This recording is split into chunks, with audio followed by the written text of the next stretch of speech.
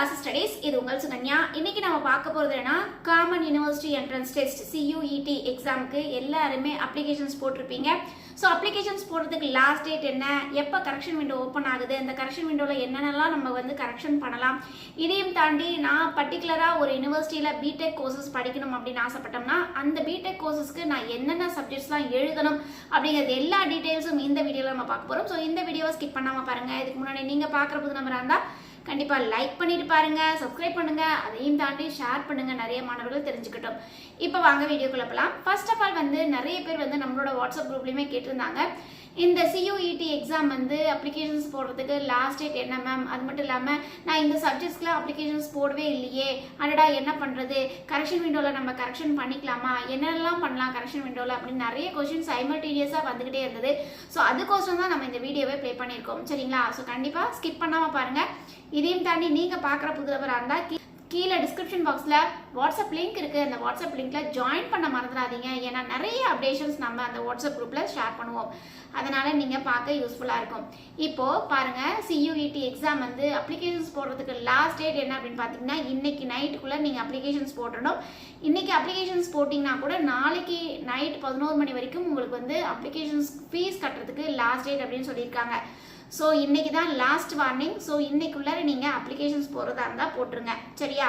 இல்லைப்பா நல்லா அப்ளிகேஷன்ஸ்லாம் போட்டேன்ப்பா, நான் சேஃப் சைடில் தான் இருக்கேன், நான் ஃபீஸும் பே பண்ணிட்டேன், ஆனால் ஒரு சின்னதாக ஒரு தப்பு பண்ணிட்டேன், நான் வந்து எஸ்பெஷலி இந்த கோர்சஸ்லாம் ஆட் பண்ணணும், இந்த கோர்சஸ்லாம் நான் ஆட் பண்ணல, பிடெக்கு எஸ்பெஷலி நான் என்ன கோர்சஸ் தான் போடணும்னு எனக்கு தெரியலையே அப்படின்னு நிறைய கன்ஃபியூஷன்ஸ் இருக்குது. ஃபர்ஸ்ட் ஆஃப் ஆல் வந்து இந்த கரெக்ஷன் விண்டோ எப்போ ஓப்பன் ஆகும் அப்படின்னா உங்களுக்கு வந்து திங்கட்கிழமை, அதாவது உங்களுக்கு மார்ச் 24th 25th 26th இந்த 3 நாட்கள் வந்து உங்களுக்கு கரெக்ஷன் விண்டோ ஓப்பன் ஆகும். அந்த கரெக்ஷன் விண்டோவில் நீங்கள் என்னெல்லாம் கரெக்ஷன்ஸ் பண்ணலாம் அப்படின்னா எஸ்பெஷலி நீங்கள் வந்து உங்களுக்கு கேண்டிடேட்ஸோட name, father's name, mother's name, அது மட்டும் இல்லாமல் நீங்கள் கிளாஸ் 10th உண்டான குவாலிஃபிகேஷன் டீட்டெயில்ஸ் கொடுத்துருப்பீங்க, கிளாஸ் 12th உண்டான டீட்டெயில்ஸ் கொடுத்துருப்பீங்க, date of birth, gender, category, அதுக்கடுத்து சப் கேட்டகரி, அதுக்கடுத்து உங்களோட ஃபோட்டோ, உங்களோட சிக்னேச்சர், இது எல்லாமே நீங்கள் வந்து மாற்றலாம்.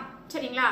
பட் வந்து எதெல்லாம் மாற்ற முடியாது அப்படின்னு பார்த்தீங்கன்னா உங்களோட மொபைல் நம்பர், உங்களோட இமெயில் அட்ரஸ், அதுக்கடுத்து அதுக்கடுத்து எமர்ஜென்சி கான்டாக்ட் நம்பர்ஸ். ஸோ இதை மட்டும் உங்களால் மாற்ற முடியாது அப்படின்னு சொல்லி NT அனௌன்ஸ்மெண்ட்ஸ் கொடுத்துருக்காங்க. இந்த அனௌன்ஸ்மெண்ட்ஸ் எப்போ வந்துச்சு அப்படின்னா 2024 இந்த அனௌன்ஸ்மெண்ட்ஸ் கொடுத்துருந்தாங்க.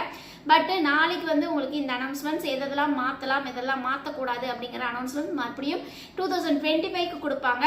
ஸோ நிறைய பேர் கேள்வி கேட்டனால நம்ம லாஸ்ட் இயர் என்ன இருந்ததோ அந்த ப்ரெடிக்ஷன்ஸ் எடுத்து நம்ம உங்களுக்கு கொடுத்துருக்கோம். சரிங்களா? சரி, நம்ம வந்து பர்டிகுலராக பிடெக் கோர்சஸ் தான் நான் படிக்கணும்னு ஆசைப்படுறேன். நீங்கள் சொன்ன மாதிரி யூனிவர்சிட்டி தமிழ்நாட்டில் திருவாரூரில் நமக்கு வந்து எஸ்பெஷலி BSc கோர்சஸ் தான் இருக்குது, நான் பிடெக் கோர்சஸ் தான் படிக்கணும்னு ஆசைப்படுறேன். அந்த பிடெக் கோர்சஸ்க்கு என்னப்பா உங்களுக்கு வந்து என்னென்ன சப்ஜெக்ட்ஸ்லாம் எழுதணும்ப்பா அப்படின்னு நிறைய கன்ஃபியூஷன்ஸ் மாணவர்களுக்கு. ஸோ கண்டிப்பாக இந்த சப்ஜெக்ட்ஸ் நீங்கள் எழுதியிருந்தால் மட்டும்தான் அந்த பர்டிகுலர் இன்ஸ்டிடியூஷன்ஸில் நீங்கள் அட்மிஷன்ஸ் எடுக்க முடியும். சரிங்களா? ஸோ நீங்கள் வந்து அந்த கரெக்ஷன் விண்டோவில் எஸ்பெஷலி என்னென்ன கோர்சஸ் நீங்கள் ஆட் பண்ணுமோ அந்த கோர்சஸையும் நீங்கள் ஆட் பண்ணிக்கலாம்.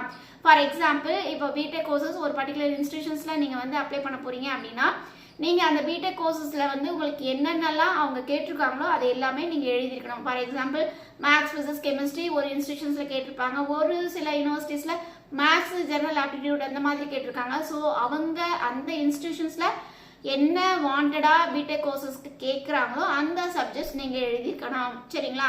ஸோ அப்போ எப்படி பார்க்குறது, அந்த இன்ஸ்டிடியூஷன்ஸில் என்னென்ன சப்ஜெக்ட்ஸ்லாம் கொடுத்துருக்காங்க அப்படிங்கிறத எப்படி பார்க்குறது அப்படிங்கிறத நம்ம இப்போ காட்ட போகிறோம். ஸோ உங்களோட வெப்சைட்ஸ் ஓப்பன் பண்ணிக்கோங்க. உங்களோட வெப்சைட்டில் CUET அப்படிங்கிற கூகுளில் நீங்கள் போடுங்க. CUET 2025 போட்டிங்கன்னா உங்களுக்கு வந்து பார்ட்டிசிபேட்டிங் இன்ஸ்டிடியூஷன்ஸ் வரும். அந்த இன்ஸ்டிடியூஷன்ஸ் ஓப்பன் பண்ணிங்கனாவே பர்டிகுலராக எந்த யூனிவர்சிட்டியில் ஜாயின் பண்ணணும் அப்படின்னு நினைக்கிறீங்களோ அந்த யூனிவர்சிட்டியில் கிளிக் பண்ணிங்கன்னா ஆட்டோமேட்டிக்காக அங்கே வந்து என்னென்ன சப்ஜெக்ட்ஸ்லாம் எழுதணும், என்னென்ன கோர்சஸ்க்கு அப்படிங்கிறத கொடுத்துருக்காங்க. ஸோ நம்ம டெமோவாக காமிக்கலாம். காமன் யூனிவர்சிட்டி என்ட்ரன்ஸ் டெஸ்ட், அதாவது CUET 2025 அப்படிங்கிறது கூகுளில் டைப் பண்ணோம். ஸோ இந்த மாதிரி வெப்பேஜ் வரும். இந்த வெப்பேஜில் மேலே பார்த்தீங்க அப்படிங்கிற பட்சத்தில் உங்களுக்கு வந்து யூனிவர்சிட்டிஸ் அப்படின்னு இருக்குது பார்த்தீங்களா, இந்த யூனிவர்சிட்டிஸை கிளிக் பண்ணுங்கள். இந்த யூனிவர்சிட்டிஸில் எந்த யூனிவர்சிட்டிஸில் நீங்கள் அப்ளை பண்ணி படிக்க போகிறீங்க அப்படிங்கிறத பாருங்கள். ஃபார் எக்ஸாம்பிள் நான் சென்ட்ரல் யூனிவர்சிட்டியில் மட்டும்தான் படிக்க போகிறேன். இந்த சென்ட்ரல் யூனிவர்சிட்டியில் நான் நியரஸ்ட்டாக இருக்கிற பிளேசஸில் நான் படிக்க போகிறேன். எஸ்பெஷலி கர்நாடகாவில் நான் படிக்க போகிறேன் அப்படின்னா கர்நாடகா இன்ஸ்டிடியூஷன்ஸ் நீங்கள் ஓப்பன் பண்ணிக்கோங்க. ஃபார் எக்ஸாம்பிள் இப்போ பார்த்தீங்கன்னா உங்களுக்கு தெரியும், இங்கே பாருங்கள், உங்களுக்கு வந்து சென்ட்ரல் யூனிவர்சிட்டி ஆஃப் கர்நாடகா அப்படின்னு இருக்கா, இதை நீங்கள் கிளிக் பண்ணுங்கள். கிளிக் பண்ணிங்கன்னா உங்களுக்கு இந்த மாதிரி பேஜ் வரும். இந்த பேஜில் நீங்கள் எந்த கோர்சஸ்னு வந்து நீங்கள் ஆட் பண்ணணும்னு நினைக்கிறீங்க பாருங்கள்.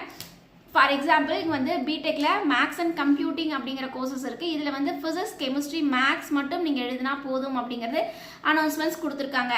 அதுக்கு அடுத்து பார்த்தீங்க அப்படிங்கிற பட்சத்தில் கீழே வந்தீங்கன்னா உங்களுக்கு பாருங்க, உங்களுக்கு வேறு பிடெக் கோர்சஸும் இருக்குது. அது என்னது, பிடெக் கம்ப்யூட்டர் சயின்ஸ் இருக்குது, இதுக்கும் மேக்ஸ், ஃபிசிக்ஸ், கெமிஸ்ட்ரி. அதே மாதிரி இசிஇக்கு மேக்ஸ், ஃபிசிக்ஸ், கெமிஸ்ட்ரி. அதே மாதிரி உங்களுக்கு வந்து EEEக்கும் மேக்ஸ், ஃபிசிக்ஸ், கெமிஸ்ட்ரி. ஸோ இந்த பர்டிகுலர் கோர்சஸ் மட்டும் நீங்கள் எழுதினா போதும் அப்படின்னு சொல்லி அனௌன்ஸ்மெண்ட்ஸ் கொடுத்துருக்காங்க.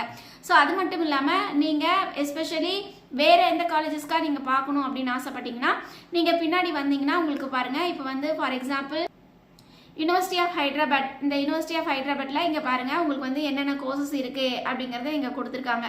ஹைதராபாத்தில் 5 years இன்டிகிரேட்டட் கோர்சஸ் தான் இருக்குது. அதே மாதிரி 4 years கோர்சஸ் இருக்குது. ஸோ பிடெக் கோர்சஸ் ஏதாச்சும் இருக்கா அப்படிங்கிறத பார்ப்போம்.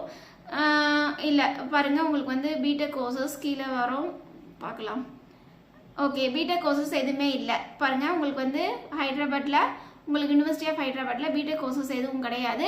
பட் வந்து மேக்ஸ் கோர்சஸ், ஃபிசிக்ஸ் கோர்சஸ் இருக்குது. ஸோ இதில் பாருங்கள், அங்கே கொடுத்துருக்காங்க பாருங்கள், நீங்கள் வந்து மேக்ஸு, ஃபிசிக்ஸு, கெமிஸ்ட்ரி இது வந்து நீங்கள் எழுதணும். அது மட்டும் இல்லாமல் குவாலிஃபையிங் பேப்பர் இங்கிலீஷ் இதையும் எழுதணும் அப்படின்னு சொல்லியிருக்காங்க. மேக்ஸ் நீங்கள் படிக்கணும் அப்படின்னு ஆசைப்பட்றீங்கன்னா அங்கேயே எலிஜிபிலிட்டியும் கொடுத்துருக்காங்க. எலிஜிபிலிட்டிங்கன்னா பாருங்கள், மினிமம் 60% ஆஃப் மார்க்ஸ் வந்து கண்டிப்பாக சயின்ஸ் சப்ஜெக்ட்ஸில் இருக்கணும் அப்படிங்கிறத மென்ஷன் பண்ணியிருக்காங்க. ஸோ இந்த மாதிரி தான் நீங்கள் எந்த இன்ஸ்டிடியூஷன்ஸில் படிக்க போகிறீங்களோ அந்த இன்ஸ்டிடியூஷன்ஸில் என்ன கோர்சஸ் இருக்கோ அந்த கோர்சஸ்க்கு வந்து நீங்கள் என்னென்னலாம் சப்ஜெக்ட்ஸை இப்போ ஆட் பண்ணுமோ அந்த சப்ஜெக்ட்ஸை கரெக்ஷன் விண்டோ அப்போ ஆட் பண்ணிக்கலாம். ஒரு சிலர் கேட்டிருந்தாங்க, மேம் இப்போ வந்து நான் வந்து இந்த சப்ஜெக்ட் மட்டும்தான் நான் போட்டிருந்தேன், இந்த சப்ஜெக்ட் நான் போடலை, என்ன பண்ணுறது அப்படின்னு. நோ ப்ராப்ளம், உங்களுக்கு கரெக்ஷன் விண்டோ வந்து March 24, 25, 26 3 நாட்கள் ஓப்பன் பண்ணுவாங்க. அந்த ஓப்பன் பண்ணதில் நீங்கள் போய் உங்களோட கோர்சஸை ஆட் பண்ணிக்கலாம். சரிங்களா? ஸோ மறுபடியும் சொல்கிறோம், நீங்கள் எந்த யூனிவர்சிட்டியில் படிக்க போகிறீங்க, அதில் என்ன கோர்சஸ் இருக்குது, அந்த கோர்சஸ்க்கு என்ன சப்ஜெக்ட் வாண்டடாக இருக்கோ அந்த சப்ஜெக்ட் மட்டும் நீங்கள் எழுதுறதுக்கு ட்ரை பண்ணுங்கள். ஓகே ஃப்ரெண்ட்ஸ், இந்த வீடியோ உங்களுக்கு பிடிச்சிருக்குன்னு நினைக்கிறேன். பிடிச்சிருந்தால் லைக் பண்ணுங்கள், ஷேர் பண்ணுங்கள், தெரியாதவங்க தெரிஞ்சுக்கிட்டும் சப்ஸ்கிரைப் பண்ணுங்கள். பக்கத்தில் இருக்க பெல் ஐக்கான் பட்டனை கிளிக் பண்ணும்போது என்னோட நியூ நோட்டிஃபிகேஷன்ஸ் எல்லாமே உங்களோட மொபைல் ஈஸியாக இருக்கும். தேங்க்யூ ஃபார் வாட்சிங். Bye bye.